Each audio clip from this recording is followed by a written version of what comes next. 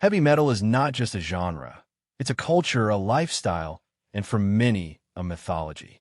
At the heart of that mythology are the mascots, larger-than-life characters who bring album art, live shows, and band personas to life. They're not just symbols. They're avatars of rebellion, power, mysticism, and chaos. Here's a definitive look at the top 25 metal mascots, inspired by Loudwire's ranking and expanded with detailed insights into their lore, design, and cultural significance. Eddie, Iron Maiden. No mascot looms larger in the world of metal than Eddie the Head. Debuting on Iron Maiden's 1980 self-titled album, Eddie is the brainchild of artist Derek Riggs. With every album, Eddie reinvents himself, a mental patient, a futuristic cyborg, a pharaoh, a war zombie. His evolution mirrors the band's creative trajectory, cementing his legacy not just as a metal mascot, but as a pop culture icon. His towering presence on stage and animated exploits in video games have made him a metal deity. Vic Rattlehead, Megadeth. Vic Rattlehead, see no evil, hear no evil, speak no evil, is the perfect embodiment of Megadeth's lyrical themes of political corruption and social control. His skeletal face, locked shut with metal visors and braces, has been a staple since their debut Killing Is My Business, and Business Is Good. Vic has grown with the band, featuring in animated music videos and as a totem of thrash metal rebellion.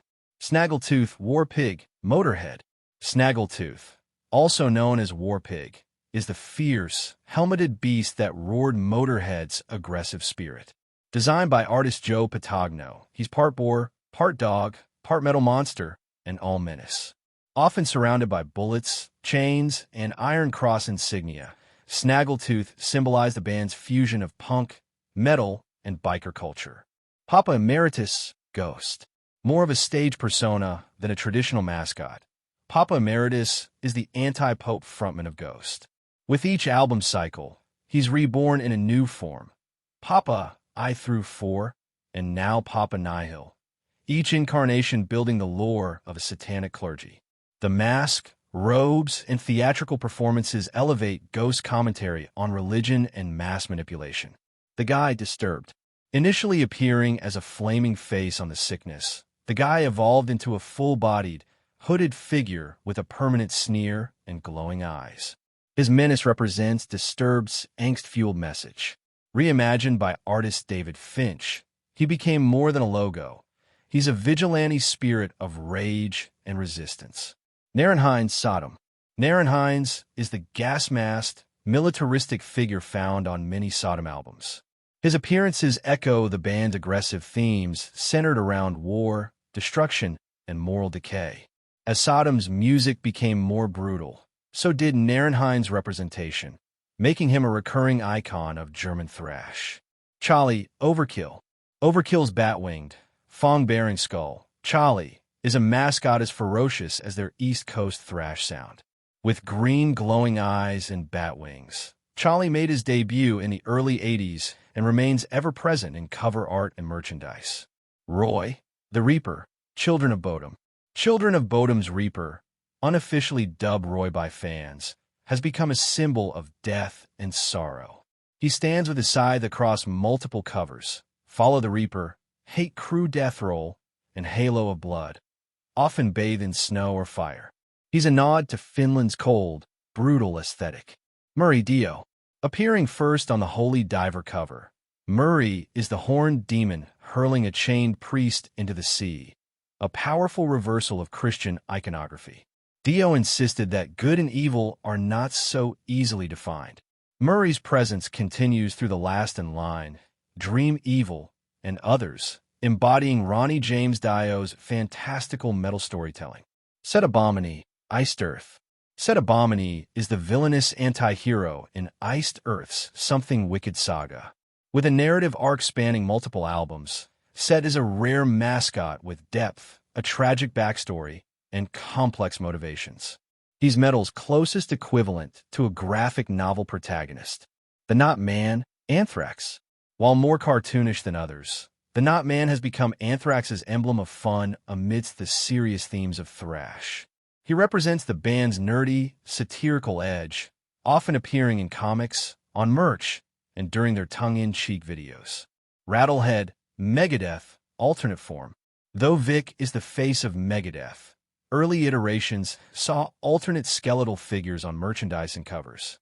These evolved into Rattlehead imagery, reinforcing the band's nuclear age paranoia. Violent Mind, Creator. Appearing in various forms on Creator's albums, the Violent Mind character reflects psychological torment and raw chaos. Often depicted mid-scream, his imagery captures the brutal emotional core of German thrash. The Jester head, in flames. Stylized and sinister, the Jester head represents In Flames' fusion of melodic death metal with abstract visual art. It's morphed from twisted comedy to apocalyptic elegance, perfectly mirroring the band's evolution from Gothenburg roots to modern metalcore. The Crimson Ghost, Misfits. Though not exclusive to metal, the Crimson Ghost, a villain from a 1940s serial, was adopted by horror punk legends Misfits. His skeletal face is now a staple of metal and punk fashion, tattoos, and streetwear. The Horned God, Behemoth. Symbolizing pagan defiance and rebellion, Behemoth's horned god represents themes of ancient ritual, satanic defiance, and nature worship. He appears across album cycles as a primal counter to organized religion. The Beast Mly Crew.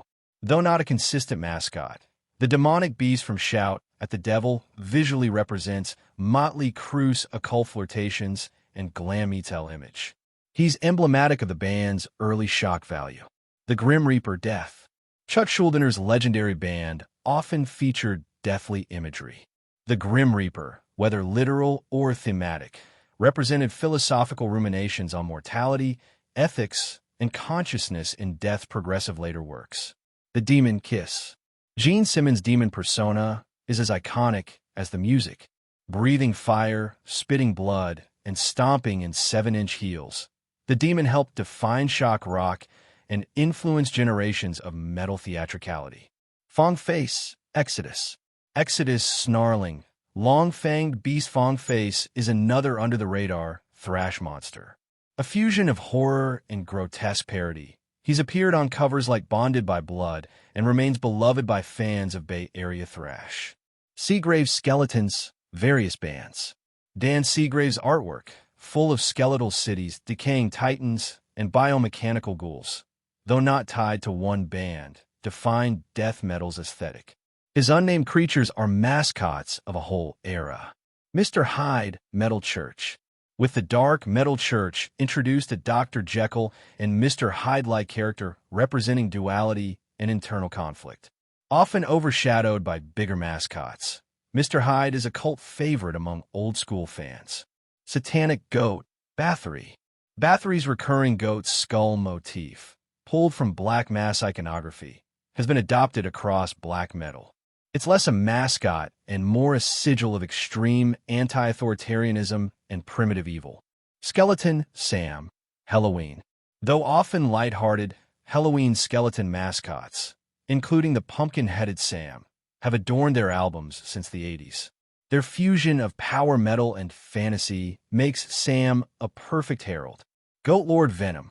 Venom's satanic goat-like figure appears in subtle forms across albums like Black Metal and At War with Satan. Though not always named, this figure channels pure chaos and rebellion. Metal mascots are more than illustrations. They're living legends in the genre's visual lexicon. They mirror the ethos of the music: rage, rebellion, fantasy, war, death, and occasionally, humor. Whether leading armies of undead or headbanging in a leather jacket, these mascots symbolize the lifeblood of metal. From Eddie to Goat Lord, each mascot carries a tale worth telling, and they'll continue to haunt stages, shirts, and speakers for generations to come.